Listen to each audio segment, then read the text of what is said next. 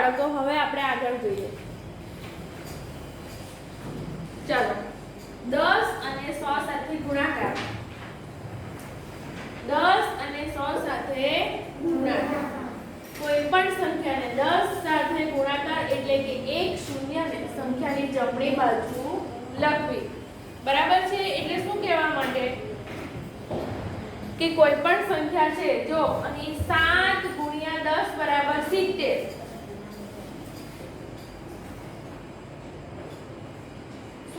કોઈ પણ સંખ્યાનો 10 સાથે ગુણાકાર એટલે કે એક શૂન્યને સંખ્યાની જમણી બાજુ લખવી. હવે 10 માં કેટલા શૂન્ય છે? કેટલા શૂન્ય છે? એક શૂન્યને ક્યાં લખ્યું? સંખ્યાની જમણી બાજુ. એટલે સંખ્યા કઈ? 7. બરાબર? 7 × 10. 7 તો સંખ્યા 7 છે, એની જમણી બાજુ શું લખી દીધું? આ એક શૂન્ય. એટલે આપણે અલગથી એમ ગુણાકાર નહીં કરવો પડે. બરાબર? આપણે ગુણાકાર કરતા છે તો એનો અલગથી ગુણાકાર કરવો પડે નહીં. જો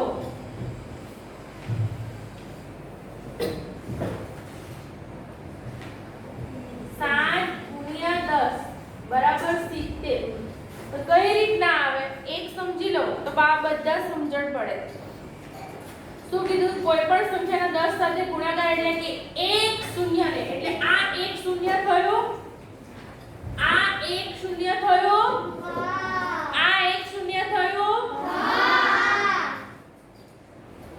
આ એક શૂન્યને સંખ્યાની જમણી બાજુ લખવી. તો સંખ્યા કઈ છે? 7 અને શૂન્ય કેટલા છે? 1. તો આ સંખ્યાની જમણી બાજુ થઈ. બરાબર? બરાબર? એટલે 10 આપણે એમ નહીં કરવું પડે કે ભાઈ 10 × 7 7 × 0 0 અને 7 × 7 આવી રીતના ગણતરી નહીં કરવી પડે. આપણે સરળ રીતના આપણો અહીં ગુણાકાર ખતમ થઈ જાય. બરાબર? એકદમ ગુણ કરે. અહીંયા ધ્યાન આપો ની. અદબ પાડો પહેલા તો બધા. દર વખતે એક જ સૂચના.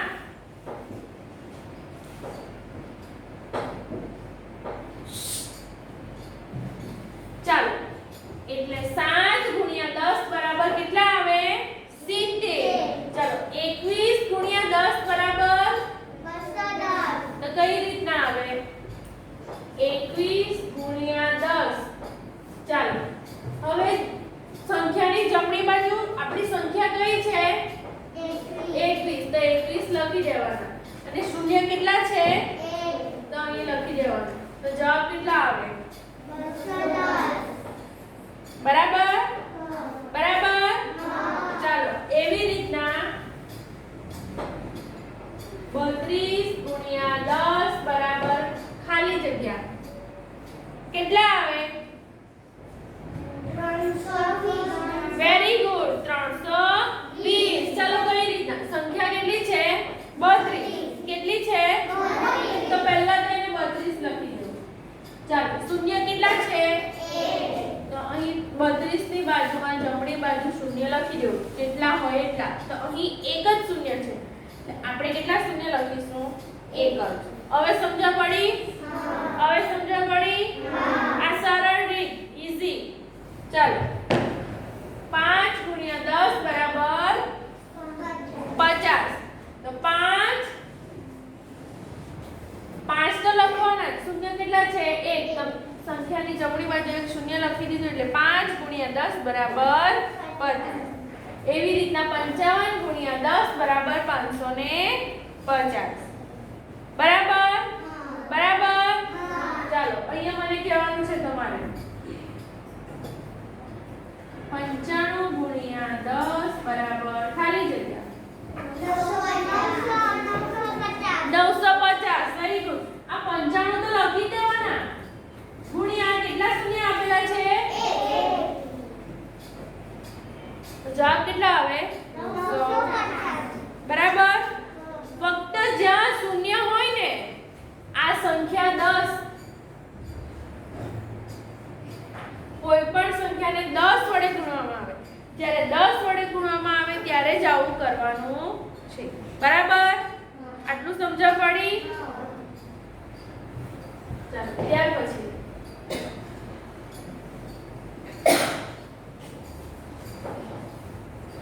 કોઈ પણ સંખ્યાનો 100 સાથેનો ગુણાકાર એટલે કે સંખ્યાની જમણી બાજુ બે શૂન્ય લખવા હવે પહેલા 10 માં કેટલા શૂન્ય આવે 1 100 માં કેટલા આવે 2 સેમ રીત છે કશું નવું નથી કરવાનું આપણે 100 માં એક શૂન્યની જગ્યાએ કેટલા શૂન્ય મૂકીશું 100 માં 10 માં કેટલા શૂન્ય મૂકીશું 100 માં 2 આ 1 અને આ 2 બરાબર છે જો 8 ગુણ્યા 100 બરાબર કેટલા થયા 800 8 તો લખવાના જ ત્યાર પછી 100 માં કેટલા શૂન્ય છે 1 અને 2 બરાબર જો પહેલા શું કરવાનું 5 ગુણ્યા 100 તો શું કરવાનું પહેલા બે કેટલા શૂન્ય છે 2 તો 2 શૂન્ય મૂકી દેવાના બરાબર છે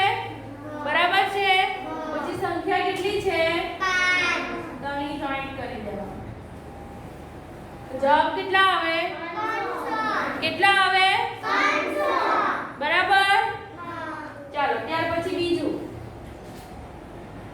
26 ગુણ્યા 100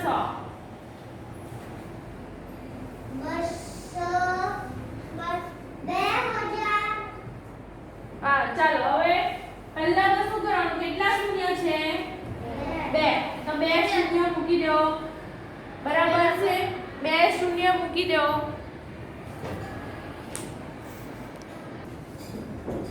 ચાલો 2 શૂન્ય તો તમારે મૂકી દેવાના પણ પછી શું કરવાનું હવે આ સંખ્યા કેટલી છે 26 તો તેને આગળ મૂકી દેવાની આવી એટલે 2600 બરાબર છે આ ફક્ત સમજણ પૂરતું જ છે બરાબર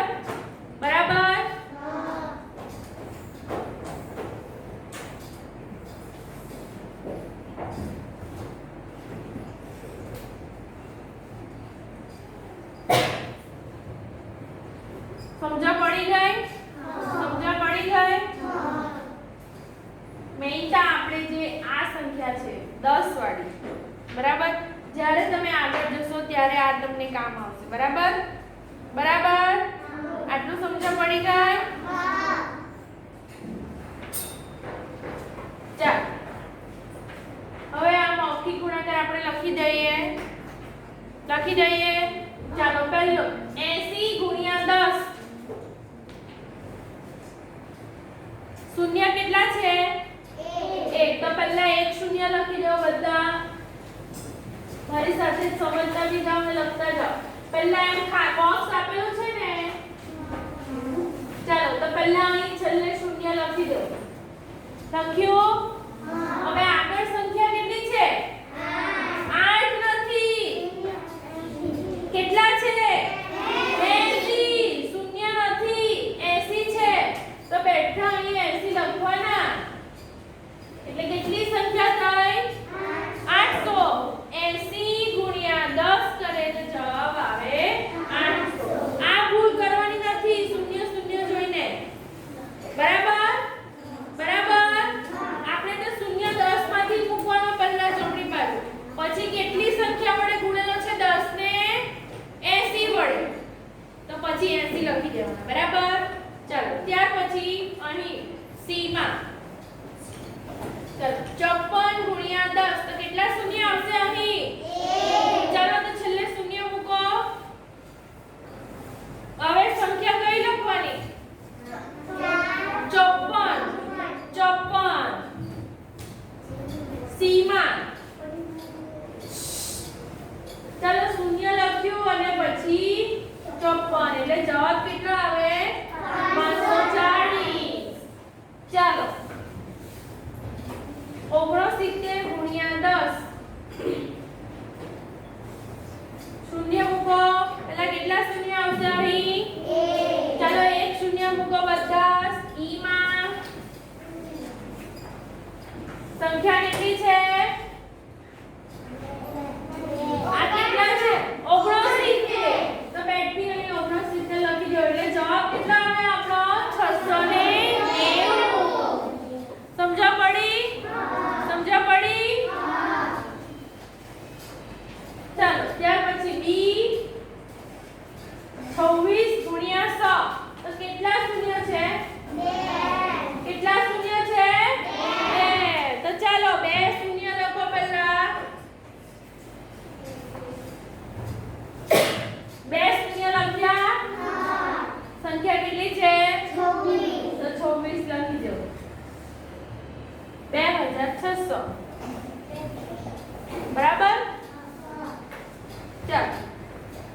70 ગુણ્યા 100 શું કરવું? મૂકી દીધા પછી 69 એટલે 6900 બરાબર. ચાલો છેલ્લું જાતે કરો.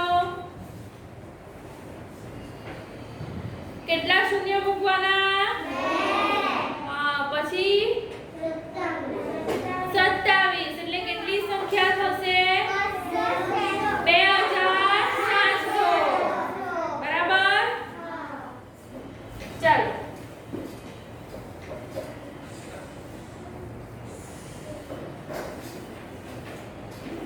ચાલો ત્યાર પછી કોઈના ઉકેલ આપેલા છે બધાનું અહીંયા ધ્યાન અલગ પાડો. કોઈ લખવાનું નથી, હું કહીશ લખવાનું હશે ત્યારે. જો લખવાનું હશે ને તો હું કહીશ, એમ પહેલા જ મેં કીધેલું છે. ચાલો કોઈના ઉકેલો એટલે કે વ્યવહારિક દાખલા. આપણે બાદબાકીના જોયા ને, સરવાળાના પણ જોયેલા બરાબર. એવી રીતના ગુણાકારના. જો એક કરોડિયાને 8 પગ છે તો આવા 3 કરોડિયાને કેટલા પગ હોય એવું પૂછેલું છે. જો એક કરોડિયાને કેટલા પગ છે? 8. કેટલા પગ છે? 8. તો આવા 3 કરોડિયાને કેટલા પગ હોય એમ પ્રશ્ન ચિહ્ન કરેલું છે. ચાલો હવે કરોડિયા કેટલા છે? 8 સોરી એક કરોડિયાને કેટલા પગ છે? તો 8 લખ્યા. 8 લખ્યા. આપણને પૂછેલું છે કે કેટલા પગ હોય તો આપણને 8 પગ આપેલા છે. 8 પગ કીધેલા છે.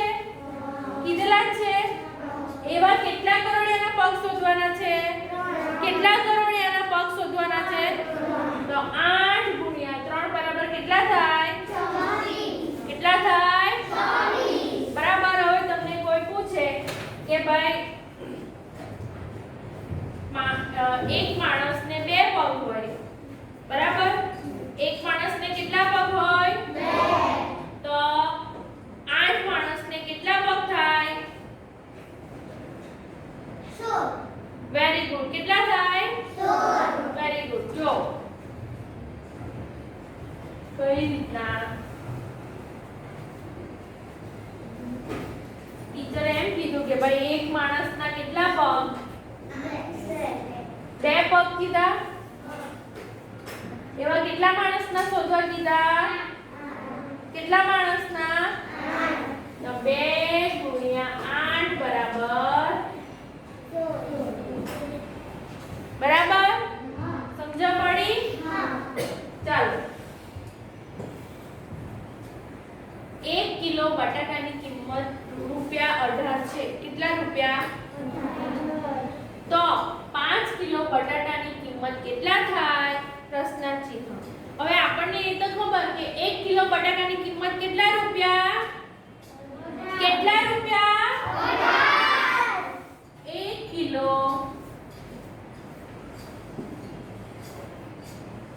ચાલો 1 કિલો બટાટાની કિંમત બરાબર 18 રૂપિયા. માટે કેટલા બટાકાની શોધવા કીધી? 5 કિલો. 5 કિલો બટાટાની કિંમત બરાબર કેટલા રૂપિયા? બરાબર છે? બરાબર છે. એટલે 18 ગુણ્યા 5 કરવાના. કેટલા ગુણ્યા કેટલા? ચાલો હવે એકમ અને દશક લખી દેવાનું. એકમ દશક. હવે 18 છે. એકમની નીચે 8 અને દશકની નીચે ગુણ્યા કેટલા છે? 5. બરાબર છે? ચાલો 5 18 40. શું વધી પડી?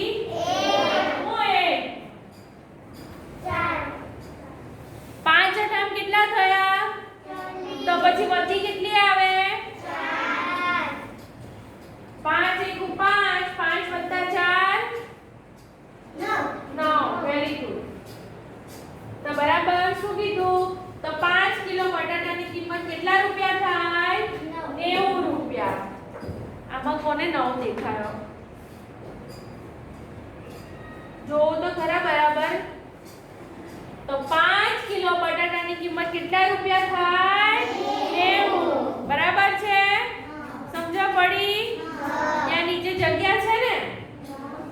છે ને? તો આ મેં જે રીતના લખેલું છે ને કે 1 કિલો બટાટાની કિંમત બરાબર 18 રૂપિયા માટે 5 કિલો બટાટાની કિંમત બરાબર કેટલા રૂપિયા? આપણે અહીં રકમમાંથી જોઈને ટીચરે લખેલું છે. બરાબર છે? ચાલો આ તમે ચોપડીમાં લખો. ચાલો ત્યાર પછી આગળનો દાખલો જોઈએ. બીજા પાના ઉપર 1 કિલો ચાંદલાના પેકેટમાં 10 ચાંદલાઓ આવે છે. તો આવા 4 ચાંદલાના પેકેટમાં કુલ કેટલા ચાંદલા આવે? હવે શું કીધું કે 1 કિલો ચાંદલાના પેકેટમાં 10 ચાંદલાઓ આવે. કેટલા ચાંદલા આવે? 10. તો આવા 4 ચાંદલાના પેકેટમાં કુલ કેટલા ચાંદલા આવે? કેટલા પેકેટ કીધા આપણને? કેટલા પેકેટના શોધવાના છે? કેટલા પેકેટના શોધવાના છે? 4. હા. આપણને 1 કિલો ચાંદલાના પેકેટના કેટલા કીધા? પેકેટમાં કેટલા ચાંદલાઓ આવે? 10. એક પેકેટમાં. બરાબર? તો એવા કેટલા ચાંદલાના પેકેટ શોધવાના છે? 4. તો પહેલા લખીશું આપણે 4. કેટલા લખીશું? 4 ગુણ્યા 1 કિલો ચાંદલાના પેકેટમાં કેટલા ચાંદલાઓ છે? 10. તો 4 ગુણ્યા 10 બરાબર કેટલા થાય? 40. અથવા તો બે રીતના લખી શકાય કે 1 કિલો ચાંદલાના પેકેટમાં કેટલા ચાંદલાઓ છે? કેટલા ચાંદલાઓ આવે? ગુણ્યા આપણને કેટલા ચાંદલાના શોધવા કીધા? 4 ચાંદલાના પેકેટ. એટલે 10 ગુણ્યા 4 બરાબર 40. બરાબર છે? બરાબર છે? સમજણ પડી આમાં? આટલુંમાં સમજણ પડી? બરાબર? બરાબર? આપણને એમ કીધું કે એક વર્ગમાં 10 બાળકો છે કે એક વર્ગમાં કેટલા બાળકો? 10. તો એવા 4 વર્ગમાં કુલ કેટલા બાળકો થાય? 40. હવે સમજણ પડી? હવે સમજણ પડી? તો આપણે એમ કીધું 1 કિલો ચાંદલાના પેકેટમાં આટલા 10 ચાંદલા આવે. અહીં ચિત્રમાં પણ આપેલું છે આપણને. બરાબર ને? બરાબર? આટલું સમજણ પડી? ચાલો ત્યાર પછી ચોથો દાખલો. સુમિતની પાસે 4 ફૂલોની ડાળીઓ છે અને એક એક ડાળીમાં 5 ફૂલો છે. કેટલા ફૂલ છે? એક ડાળીમાં 5 ફૂલો છે. તો બધા મળીને કુલ કેટલા ફૂલો થાય? હવે શું કીધું? ડાળી. બરાબર? આવી રીતના અલગ અલગ ફૂલ હોય આ ડાળી પર. બરાબર? તો એમણે શું કીધું? આવી કેટલી ડાળી છે કુલ? ફૂલની 4 ડાળીઓ છે. કેટલી ડાળીઓ? 4. બરાબર? તેમાં એક ડાળી પર કેટલા ફૂલ છે? 5. હવે સમજી લો કે ટીચરનો જે આટલો હાથ છે તે ફૂલની ડાળી છે. બરાબર? તેમાં આટલાથી આટલામાં કેટલા ફૂલો છે? 5.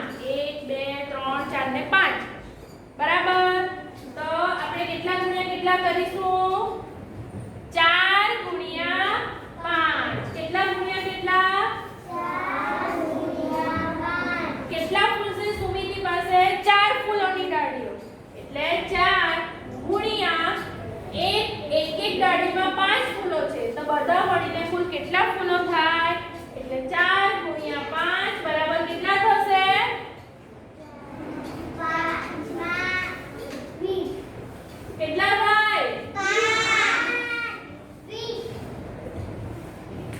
હવે જો સાદું રીત કહું કે આ એક આટલી ડાળી છે તેમાં કેટલા ફૂલ છે? કેટલા ફૂલ છે? તો એક ડાળીના ખબર છે આપણને? એક ડાળીના ખબર છે?